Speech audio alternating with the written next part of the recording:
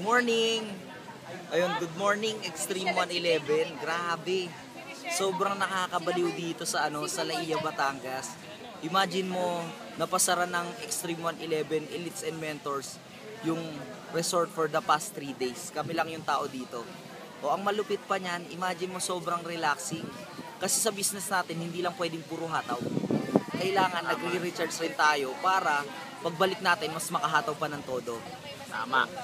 Imagine mo, sa loob ng 3 days, sobrang daming realization, sobrang daming learning.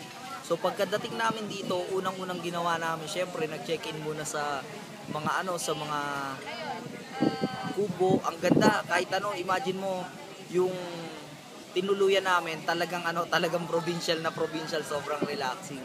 Tama. And second, nagkaroon naman kami ng amazing race. O sa amazing race, dun mo makikita kung gaano ka-competitive yung mga elite sa mga mentor na makuha talaga goal nila. Kahit even ako, nag-participate kami, sobrang saya. Kasi lahat nag-e-enjoy. Ang malupit pa niyan, nung gabi naman, ang dami rin naming activity na ginawa. As in, dun nag-share yung mga dun ko nakita gaano kagigil si Mentor Billy pag-relax. Sobrang dami ko natutunan. Kahit even mentor na ako, sobrang dami pa rin. Pero, ang malupit pa niya, naglaro pa kami ng polar bear.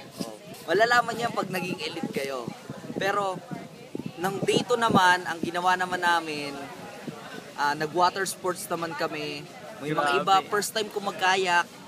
So, imagine mo, ganun pala magkayak. Tapos, jet ski, banana boat, sobrang dami mong mai-enjoy. Minsan kasi, minsan natitake for granted natin yung mga ganitong bagay na iniisip natin, gastos pa rin to. Pero at the end of the day, always remember, sa'yo sana pag naglabas ka ng pera, investment yan. Investment na malaki yung ibabalik sa'yo.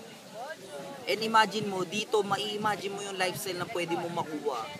Pag nag-gold director ka na, pag naging mentor ka na, pag naging elite ka na. Tapos, pagdating nung gabi, gumawa kami ng mga vision namin in the future. Time capsule. Hindi ko na dedetalye pa. Maganda maranasan nyo rin next year. Pero, imagine mo yung pinag-share rin yung mga mentor na nakuha yung goal nila. Pinag-share rin yung mga first time. Tapos, as in, kahit nung gabi na, nag-share pa rin si Mentor Eman, si Mentor Rich, yung iba pang mga mentors. Tapos, ngayon third day na, nandito lang kami, nakarelax, nakaupo lang sa buhangin. Tapos ayan, tingnan mo, sobrang ganda ng beach talaga. Grabe, ang ganda. Pero isa pa sa pinaka malupit yung pagkain, sobrang sarap ng pagkain. Ang maganda doon, may Nutrimil naman pagbalik.